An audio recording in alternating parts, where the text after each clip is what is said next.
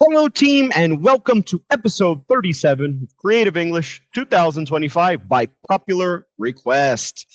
Like I mentioned to my students, I have been taking some requests. I have a lot of them. Yes. And this week I will be answering three. And we had some good ones. I have a few students who will be taking their driving test. They are in driver's ed or will be starting driver's ed. They asked to talk a little bit about it. I thought it was a great choice. I have never talked about cars and driving in English, I don't think. And I had a good recommendation for an expression of the week to put someone on the spot. When you make somebody answer or resolve or do something immediately on the spot without much preparation. Or I think a great example would be somebody might not be expecting to answer a question or to take a penalty kick. And they say, "You go do it. What do you think about this?" Person is put on the spot. And number three, we will also be doing our first class on some little words, some little prepositions that can be confusing for my Brazilian students, which are by, from, and of. From and of both translate in Portuguese to de, and by sometimes as well. So we will be seeing how we can cut them up, separate them. So team, rules of the road. Do you agree or disagree?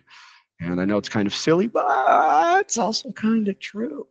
So team, let's see our grammar point. By, from, and of.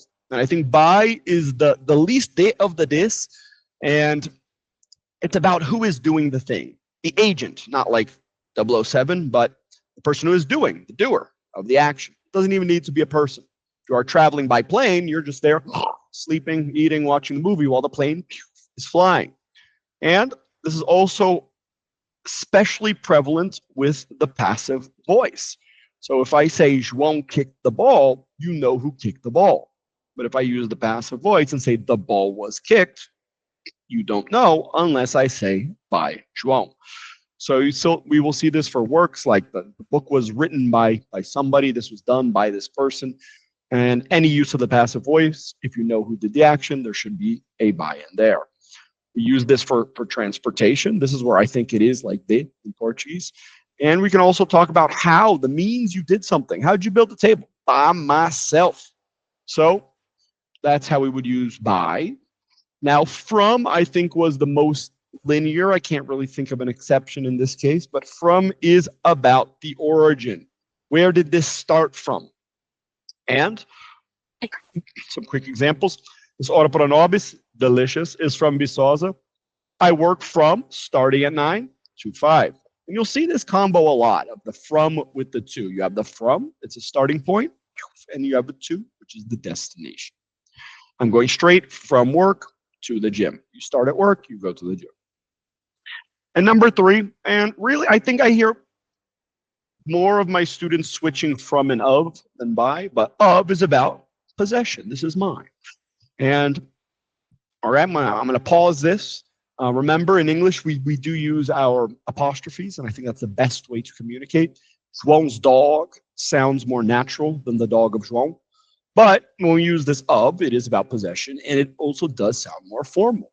Sauron is the Lord of the Rings. If I called him the Ring Lord, it would sound kind of silly. Oh, did you see that new series, Dragon House? Sounds like a bunch of influencers who are going crazy. House of the Dragon, it sounds more official. So the Chief of Staff, the Secretary of State, you see these more official titles, they will use of. So of is about possession, but it is not our main way of talking about possession in English. We usually use the apostrophe s. But when we are talking about possession, it's derivatives. It can be belonging to something. It can be composed of something, like the color of the sky. A glass of what? Of water.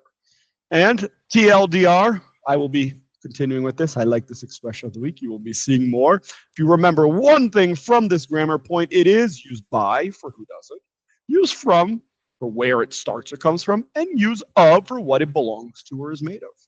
So in Portuguese, if you think about it like that, it makes sense. And I hope it works. It's my first time doing the class. Like always, I'm trying to improve as well. Next time, I will do it even better.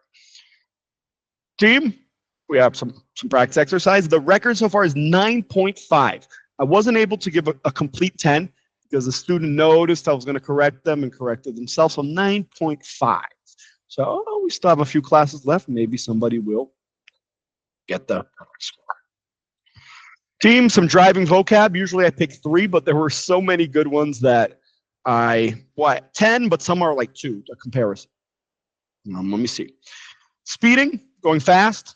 In Portuguese, we'll say running, but if you're running, somebody will think you'll get out of the car and run. You can leave your engine running, which means your engine is on, but we would not say the person is running. We'd say they're speeding.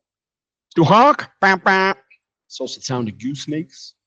A detour can be something that you are forced to do, like there's construction, you need to make a detour, or maybe you just want to stop at McDonald's, you want to make a detour. To cut someone off, when you put the car in front of them, and then they'll probably honk at you, or to yield, to let somebody go by. You blink the lights at them. And so they're kind of the opposites. I think yield is a good vocab word even outside of driving. We use this like in investments. This is yielding this percent. You can use this for food, for recipes. This recipe will yield 12 cupcakes, but it's a good word. Right of way. Let's say there are 2 cars reach a crossing. Who has the right of way? Who goes first? Tailgating, not good. When somebody's driving very close to you, it can be very annoying. And outside of driving, we use this for when you arrive early at the stadium for some barbecue, some partying. Blind spot, again, not only used for traffic, for driving, but the blind spot, it's a place where you can't see. It's where the motorcycle people like to appear. Hit the brakes when you brake all of a sudden, or put pedal to metal when you accelerate all of a sudden. This is an interesting one that we have the separation in English. A car crash, it's more serious. If it's a fender bender, they know it's something little. It's a little toto. So it's just maybe need to pay for some damages. And last up, road rage. When people get extra angry and turn into the Incredible Hulk behind the car. So that is known as road rage. Remember those goofy cartoons back in the fun era of Mickey.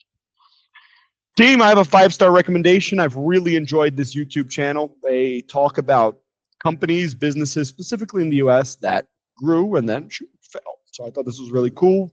I did not know this content creator, and I think he does a really good job. Our talking point was about driver's ed, short for driver's education. And most people have some horror stories about this, so it should be fun to talk about.